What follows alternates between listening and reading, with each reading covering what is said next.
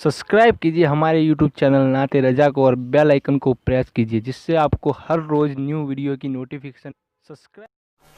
जब हुजूर हिजरत के लिए निकले, हुजूर अलैहिस्सलाम हिजरत के लिए निकले, तो एक तारीखी रिवायत ये मिलती है कि हुजूर पर जब वही आई ना कि आप निकले, अच्छा वही कब आई? आधी रात को। कब? जब हुजूर सो रहे थे, नींद में थे और वही आई।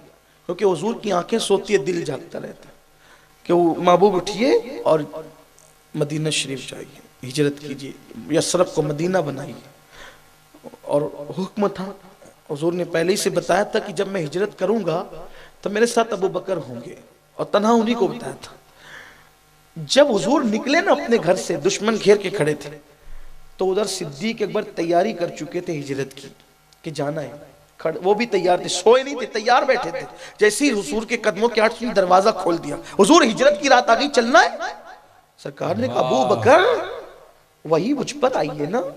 हुजूर ने बताना चाहा, हुजूर सब जानते हैं, हुजूर जानते, सबको जानते हैं, कौन कितना है सबको बताना है। आशिक की तबीयत वही मुझ पर आई, तुझे कैसे पता चला कि आज हिजरत की रात देगा? या रसूलल्लाह, मैंने एक दिन कहा था ना कि ये काफिर बहुत सताते हैं, हुजूर हिजरत का हुक्म दे दे, हम यहाँ से निकल जाएं। सरकार ने कहा था अभी नहीं आया वक्त, आएगा ना जब, तब हिजरत करेंगे, चले जाएंगे मक्के से, तो जान ही चले जाएंगे। या रसूलल्लाह, जब आप हिजरत के लिए जाएंगे आपके साथ कौन होगा? अबू बकर, तुम्हारे सिवा कौन हो सकता है, मैं तुम्ही को ले जाऊंगा। या रसूलल्लाह, कब वक्त आएगा? अभी नहीं आया अबू बकर, अलबत्ता हिजरत होगी तो रात को होगी। आका, जिस दिन से आपने कहा ना कि हिजरत रात को होगी और आपको साथ ले जाऊंगा, तो उस दिन के बाद अबू बकर आपका कभी नहीं सोया।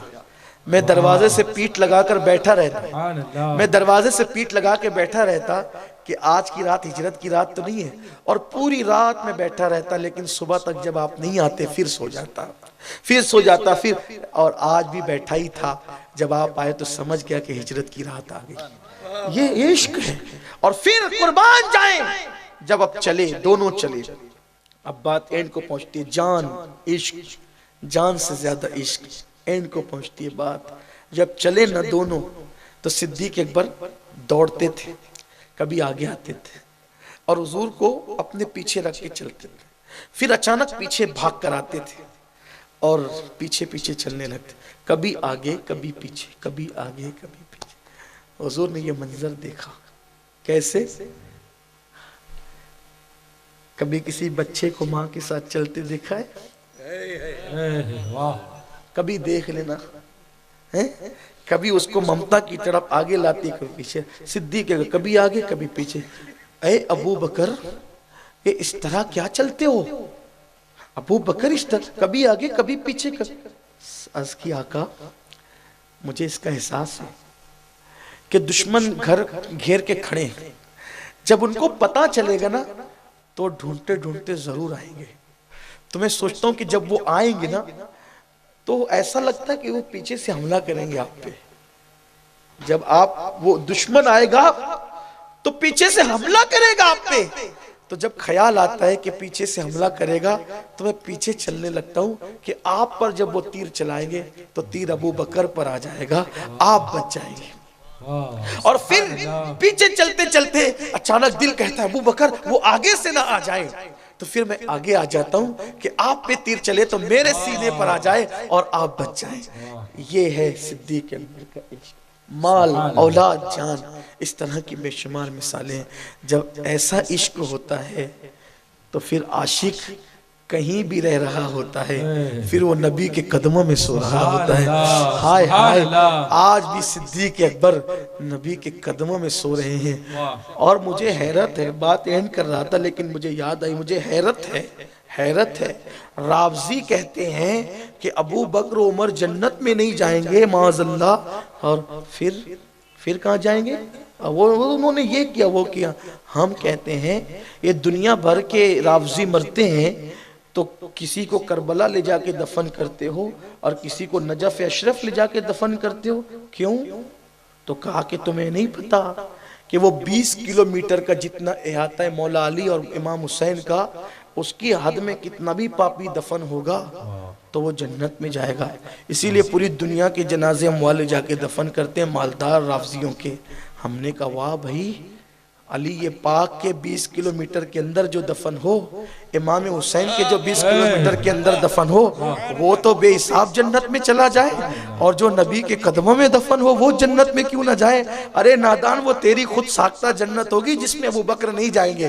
ہمارا ابو بکر تو جو اللہ کی جنت ہے اس میں ابھی بھی موجود ہے، اس لیے کہ حضور نے فرمایا ما بین بیتی و منبری روضۃ من ریاض الجنہ، کہ میرے گھر اور میرے منبر کی درمیان کی جگہ جنت کی کیاریوں میں سے کیاری ہے۔ تو یہ جنت کی کیاری جو ریاض الجنہ ہے، جہاں پر سارے مکتبہ فکر کے لوگ نماز پڑھنے کے لیے بھاگ دوڑ کرتے، ہم نے کہا بھائی یہ جنت کون سی ہے؟ کہا یہ ریاض الجنہ جنت۔ کہا یہ کیوں جنت ہے؟ تو کہا پوری مسجد نبوی جنت کیوں نہیں، یہ اکیلے جنت کیوں ہے؟ تو کہا حضور گھر سے نکلتے تھے نماز پڑھانے کے لیے، آتے تھے جاتے تھے، آتے تھے جاتے تھے، آتے تھے جاتے تھے، تو جس جگہ سے حضور بار بار آئے گئے وہ تلووں کو زیادہ چوما جس زمین نے، تو وہ جنت کی کیاری میں سے کیاری بن گئی۔ ہم نے کہا لو، جو تلوے چومے وہ جنت کی کیاری بن جائے، تو حضور کے قدموں کی شان کیا ہے؟ زمین تلووں کے نیچے آ جائے تو وہ جنت بن جائے۔ جو ابو بکر قدموں میں سو رہا 1450 سال سے، وہ جنتی کیوں نہیں ہو سکتا؟ اسی لیے نصیر الدین نصیر کی یہ 2 مصرے بہت پسند ہے۔ نام آتے ہی ابو بکر عمر کا لب پر، نام آتے ہی ابو بکر عمر کا لب پر، وہ کیوں بگڑتا ہے وہ پہلو میں سلائے ہوئے ہیں، تیرے کوے کے کوسنے سے گائے کو مرنا کب ہے؟ ارے تو کچھ بھی بول، حضور نے تو اپنے قدموں میں سلا رکھا ہے، اور بتا رہے ہیں کہ میرے یاروں کو میں نے کیا وفا کا صلہ دیا ہے کہ انہوں نے میرے لیے سب سے لڑائیاں لی، یہ بندہ دو عالم سے خفا میرے لیے ہے، تو حضور نے اپنے قدموں میں سلا رکھا ہے، آج بھی قدموں میں ہے۔ حضور کہتے ہیں کہ قیامت میں جب میں اپنی قبر سے اٹھوں گا تو میرا ایک ہاتھ ابو بکر کے ہاتھ میں ہوگا اور دوسرا ہاتھ عمر ابن خطاب کے ہاتھ میں ہوگا۔ اس شان سے ہم تینوں میدان محشر میں آئیں گے۔ سوچو تو صحیح، جو حضور کا دامن پکڑ کے آئے وہ جہنم میں نہ جائے، جو حضور کا ہاتھ پکڑ کر کے آئے گا اس کے مرتبے کیا ہوں گے؟ تو بس حضور محدث اعظمین کے 2 مصرے پوری تقریر پر جو ہے وہ بھاری پڑ جاتے ہیں۔ مرتبہ حضرت صدیق کا یہ ہے سید، علی کا بیٹا جب ابو بکر بیان کرتا ہے تو پھر یوں بیان کرتا ہے، مرتبہ حضرت صدیق کا یہ ہے سید، ہر فضیلت کے وہ جامع ہیں نبوت کے سوا، ہر فضیلت کے وہ جامع ہیں نبوت کے سوا۔ اللہ سب کو توفیق دے، گفتگو کے درمیان کوئی غلطی اللہ معاف کرے۔ استغفر اللہ ربی من کل ذنب و اتوب